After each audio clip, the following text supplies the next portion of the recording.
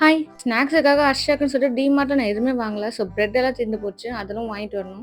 Bread, egg, வெங்காயம், தக்காளின்னு சொல்லிட்டு இதெல்லாம் நெறைய வாங்கல. ஸோ அதெல்லாம் வாங்கிட்டு வந்துடலாம்னு சொல்லிட்டு ரிலையன்ஸுக்கு போயிருந்தோம். இவங்க 2 பேரும் போயிட்டு எங்கேருந்து இந்த ஐஸ்கிரீம் கொண்டு வந்தாங்கன்னு தெரியல. அவ்ளோ டேஸ்ட்டா இருந்துச்சு இது. பிராண்ட் வந்து என்னன்னு பார்த்தீங்கன்னா, அருண் ஐஸ்கிரீம் தான். பட் என்ன ஃப்ளேவர்ன்றது எனக்கு சுத்தமா தெரியல. ஆனா ரொம்ப நல்லா இருந்துச்சு. நைட்டு டின்னருக்கு தோசை மாவு இருக்கு. அதுக்கு தொட்டுக்க கடல சட்னி மட்டும் போட்டுருக்கேன். எங்க வீட்ல எல்லாருக்கும் ரொம்ப பிடிச்சது கடல சட்னி மட்டும் தான். தேங்காய் சட்னி போட்டோம்னா சுத்தமா யாரும் தொட மாட்டாங்க. ஸோ வாங்கிட்டு வந்த பொருள்லாம் அரேஞ்ச் பண்ணி வச்சுட்டு டின்னருக்கான வேலையை ஸ்டார்ட் பண்ணியாச்சு. நம்ம சப்ஸ்கிரைபர்ல ஒருத்தர் ஹேமுலாத்தான்னு சொல்லிட்டு ஒரு சிஸ்டர் இருப்பாங்க. அவங்க ஒரு வாட்டி ஐடியா குடுத்தாங்க.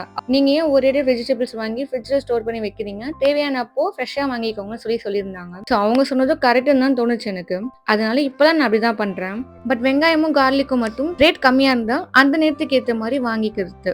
அத்தைக்கு வந்து டெய்லியும் டேப்லெட்ஸ் வந்து நிறைய எடுக்கிறாங்கன்னு சொல்லிட்டு அவங்களுக்கு டெய்லியுமே நைட் ஆனா ஒரு ஆப்பிள் கம்பல்சரி அவங்களுக்கு. ஸோ அவங்களுக்கு கொடுத்தாச்சு. இப்போ சானுக்கு அவன் எனக்கு முட்டை தோசை வேணும்னு சொல்லிட்டான். ஸோ 2 முட்டை தோசை, ஒரு ஆனியன் தோசைன்னு சொல்லி அவனுக்கு ஊத்தி கொடுத்தேன். ஹர்ஷா எப்படி கொடுத்தாலும் சாப்பிட்டுப்பான். அவனுக்கு ஈவினிங் கொடுக்கவே பாயில்ட் எக் வச்சிருந்தேன். அப்போதைக்கு அவன் ஹெல்த் ட்ரிங்க்ஸ் போதும் அப்படின்னு சொன்னதுனால எக் அப்படியே வச்சுட்டேன். அதையும் அவனுக்கு இப்போ கொடுத்தாச்சு. ஸோ இன்னைக்கு டின்னர் சிம்பிளா முடிஞ்சிச்சு.